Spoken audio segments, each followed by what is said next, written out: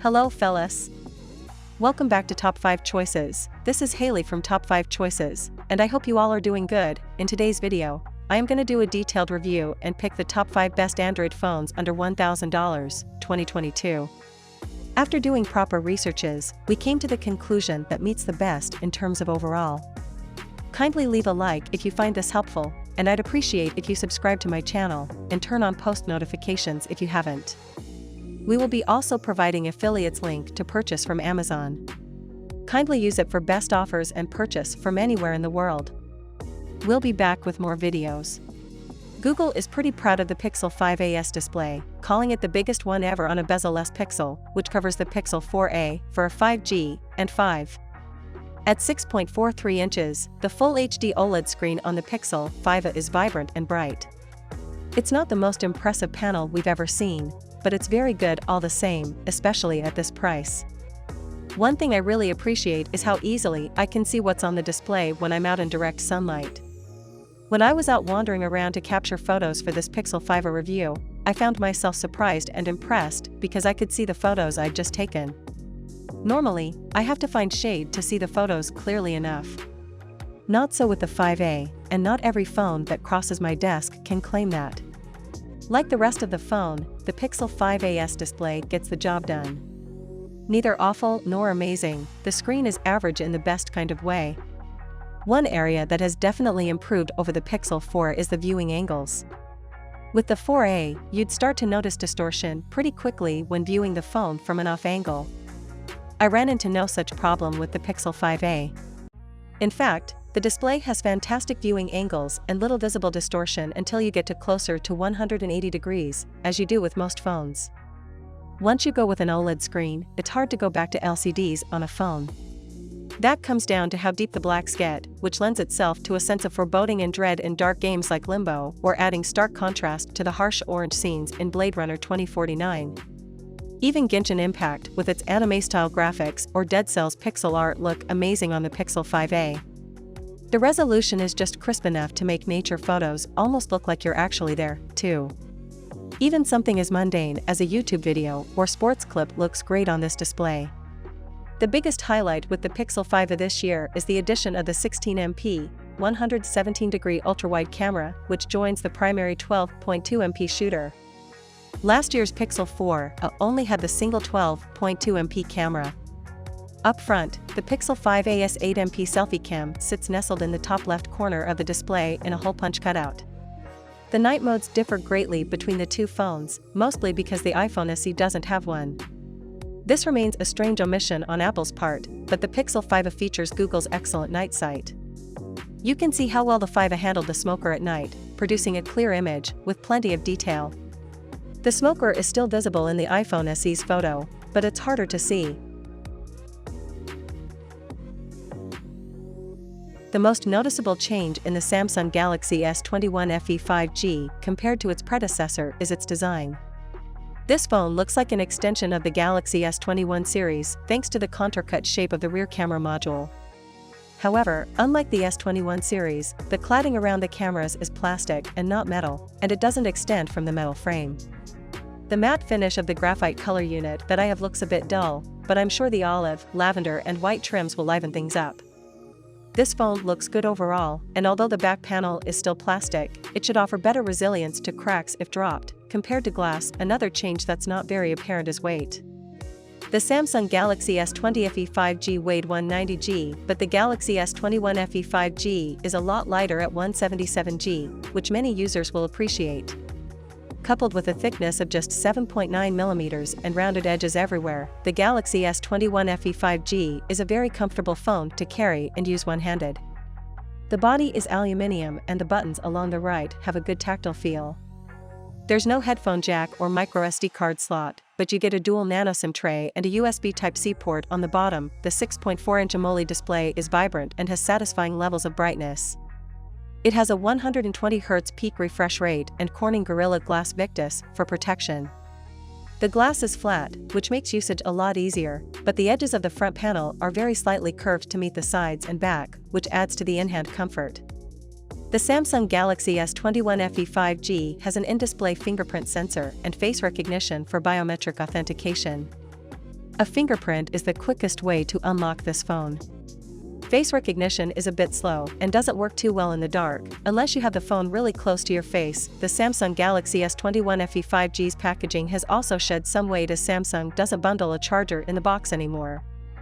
In true flagship fashion, you only get a SIM eject tool and a USB Type-C to Type-C cable. If you use a high-wattage USB PD power adapter, you'll be able to fast charge the Galaxy S21 FE 5G at up to 25 W. It's not super quick compared to what's possible today, but it's decent. The Samsung Galaxy S22 Ultra is simple but stunning at the same time. I appreciate the sharp, squared-off angles, and I also like that the cameras aren't housed in a honking bump. They are more flush with the back of the handset. The overall look is minimalist and sleek. Another plus, the 6.8-inch display is gently curved, so it adds some aesthetic appeal without leading to accidental screen presses. My only complaint is that sometimes typing words or moving the cursor on the extreme left or right side of the screen can be a challenge. Despite having a slightly larger display than the 6.7-inch iPhone 13 Pro Max, the S22 Ultra is lighter at 8.07 ounces versus 8.5 ounces for Apple's handset. The Galaxy S22 Ultra feels solid and durable, and it should, as it's fortified with an Armor aluminum frame and a Gorilla Glass Victus Plus back.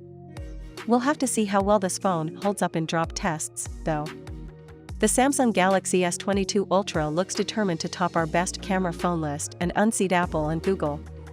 Our testing shows that the S22 Ultra is a very good camera phone, but it's quite the champ. The Galaxy S22 Ultra boasts a larger 2.4 pixel sensor for capturing more light and data, as well as a super clear glass lens for capturing nighttime videos without flares. You also get a 12MP ultrawide lens, plus dual 10MP telephoto cameras that combine to offer 10x optical zoom and 100x space zoom. For more comparisons, check out our Samsung Galaxy S22 versus iPhone 13 Pro Max low-light photography comparison. Samsung is also doubling down on computational photography with its camera system. There's adaptive pixel technology that combines 9 pixels into 1 for better images in the dark, enhanced AI high-res processing, and 4x faster multi-frame processing. Google Pixel 6 Pro Mobile was launched on October 19, 2021. The phone comes with a 6.70-inch touchscreen display with a resolution of 1440 by 3120 pixels at a pixel density of 512 pixels per inch, ppi, and an aspect ratio of 19.5:9. Google Pixel 6 Pro is powered by a 2.8 GHz octa-core Google Tensor processor that features 2 cores clocked at 2.8 GHz and 2 cores clocked at 2.25 GHz. It comes with 12 GB of RAM.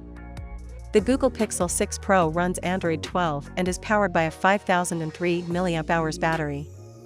The Google Pixel 6 Pro supports wireless charging, as well as proprietary fast charging.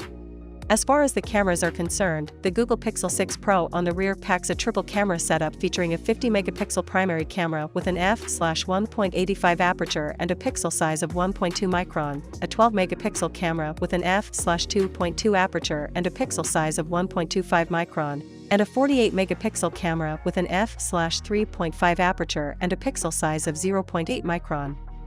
The rear camera setup has autofocus.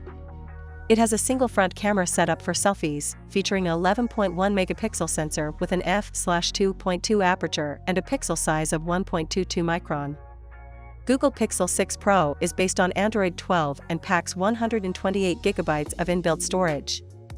The Google Pixel 6 Pro is a dual SIM, GSM and GSM, mobile that accepts nano SIM and eSIM cards. The Google Pixel 6 Pro measures 163.90 by 75.90 by 8.90 millimeters, height x width x thickness, and weighs 210.00 grams. It was launched in cloudy white, sorta sunny, and stormy black colors. Sensors on the phone include accelerometer, ambient light sensor, barometer, compass/magnetometer, gyroscope, in-display fingerprint sensor, proximity sensor, and fingerprint sensor.